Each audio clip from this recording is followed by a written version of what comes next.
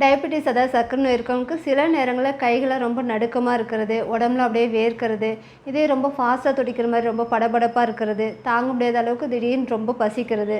அந்த நேரத்தில் காரணமே இல்லாமல் அதிகமான கோபம், எரிச்சல் அந்த மாதிரிலாம் வருது, தலை சுத்தலாக இருக்கிறது, தலை வலிக்கிறது,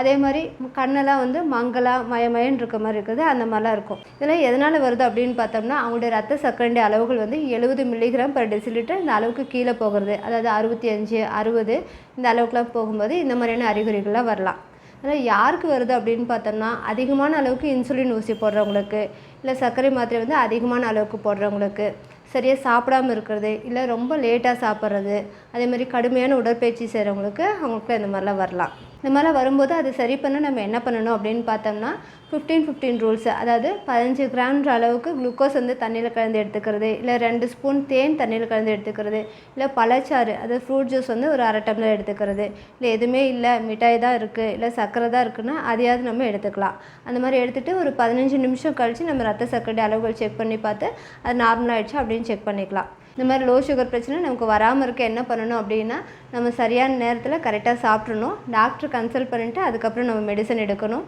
அதே மாதிரி ரத்த சர்க்கரை அளவுகளை அப்பப்போ நம்ம செக் பண்ணிக்கணும்.